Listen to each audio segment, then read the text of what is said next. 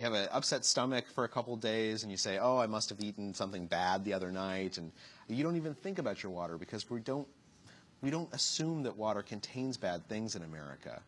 And for most of us, it's just a couple of days inconvenience.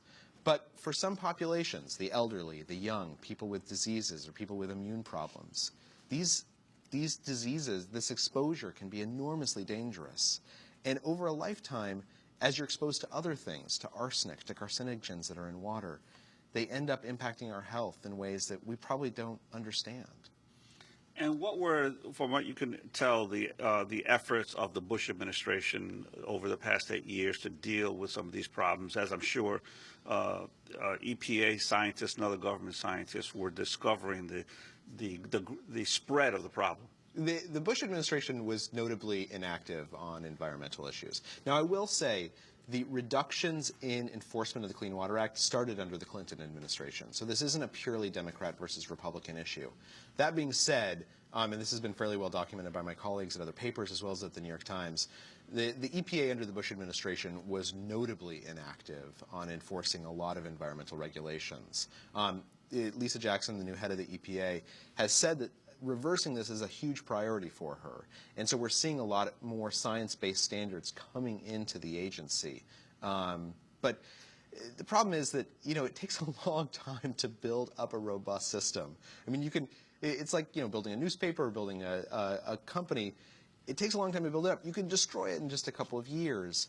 And so we're probably a couple of years away from really having the powerful regulation that the Clean Water Act depends on to survive. Finally, Charles Duhigg, you've done this series of pieces. Summarize again. You were on for the first pieces, but summarize the trajectory you've taken each of these pieces and what you've looked at of the nation's water. We started by looking at a chemical named atrazine, which is a pesticide that is the most prevalent pesticide in American waters, and basically looked at whether the EPA was regulating this strongly enough. There's a lot of new science that says that even at very small doses, this can cause, atrazine is related to or seems somehow connected to birth defects. And so the basic question there was, is the scientific system at the EPA working? And some people suggest no. Then we looked at the Clean Water Act and whether it's being enforced, and we found that the Clean Water Act is being violated hundreds of thousands of times every year, and that those aren't being punished. And so as a result, the law doesn't have any teeth. Then we started looking at the biggest sources of pollution. We looked at farms and power plants, which we've discussed. We're going to be doing a piece on sewer overflows, which is a huge source of water pollution.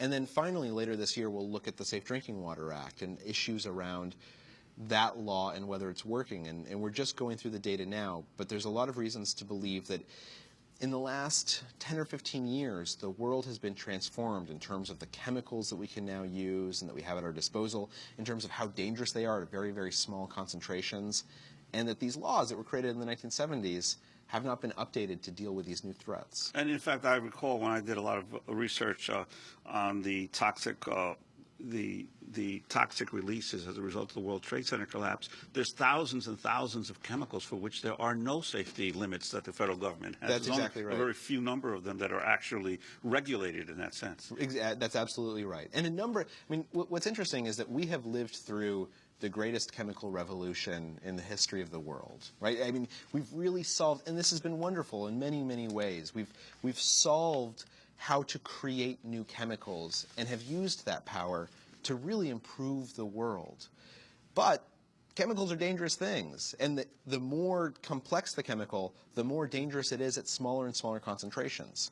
So a lot of these laws, a lot of these protections that were created in the 1970s that dealt with arsenic or barium or things that we knew were dangerous and have existed for thousands of years or since the world began, those laws were designed for those chemicals, and they weren't designed for these new things that are emerging. So as a result, the EPA system, which is called TSCA, for analyzing new chemicals and analyzing the threats they represent, is completely broken. The GAO has said that it's broken. Congress has said it's broken. Lisa Jackson has said that it's broken. They're trying to redesign that system. But there are thousands and thousands of chemicals that essentially the government has never analyzed, which are part of our daily life and a part of our daily environment.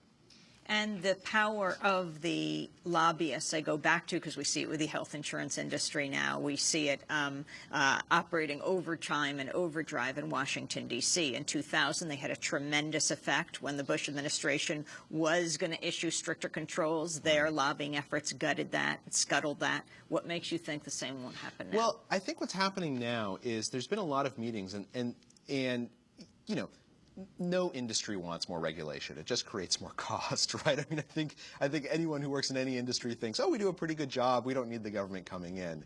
So it's understandable that every industry would fight back against regulation. What's happened in the last year, and part of this is just President Obama has been elected. They see the writing on the wall, and they know they have to change. But also a realization on the part of industry itself that there has to be a cop at the table, is that the chemical manufacturers and the industry has actually sat down with a number of the environmental groups to say, we need a more rational system here. So I think there's a lot of reasons to believe that we're going to see reform, in part because the EPA has said reform's coming whether you want it or not, but in part because the chemical industry has said, we either have to get on the bus or we're going to be left behind. And there seem to be a lot of good faith efforts on their part to come up with a system. Now, obviously they want to influence, right? You want to have a seat at the table because otherwise you don't get to say what the outcome looks like. But the environmentalists that I respect, that I speak to, say that they have these conversations and they think that there is a real dialogue happening. Well, we want to thank you for being with us. And as you head back to the Times, how is the mood there? Over 100 people about to. Yeah, it's you know, it's. The newsroom. How many do you have in the newsroom? I think we have almost over 1,200, I believe. And 100 are going to be axed by 100 December. are going to be either voluntarily take a buyout.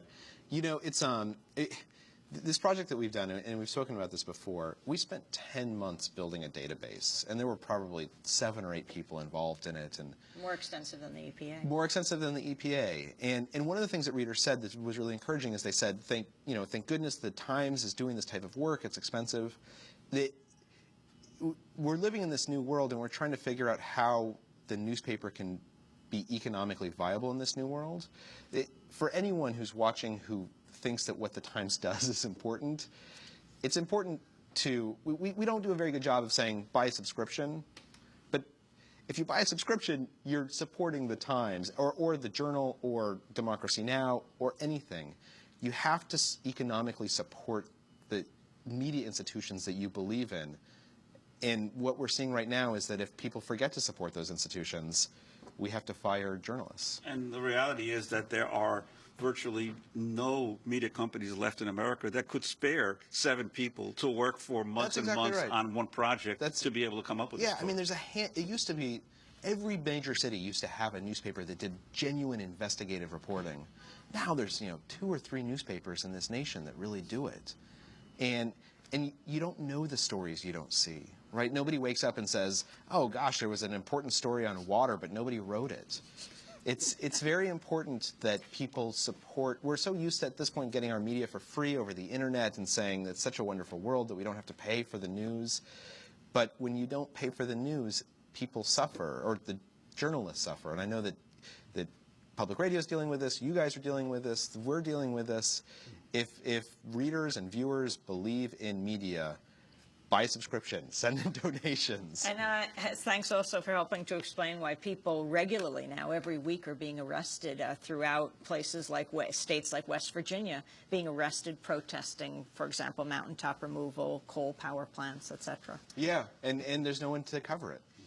Charles Duhigg, we want to thank you for being with us, award-winning reporter for the New York Times, the author of the new series about the worsening pollution in American waters. It's called Toxic Waters. This is Democracy Now! When we come back, we're going to look at the CIA, following your tweets, your blogs, what you're buying on Amazon.com. Stay with us.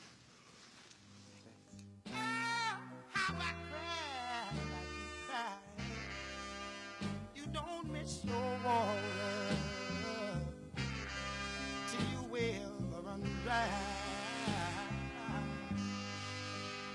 I kept you crying, sad and blue, oh my God.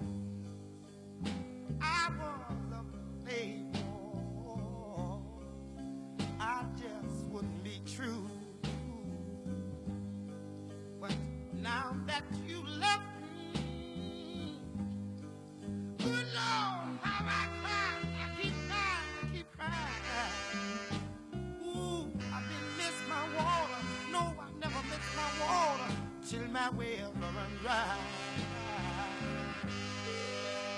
I sit here and wonder how in the world this could be. Oh man, I never thought you'd ever leave me.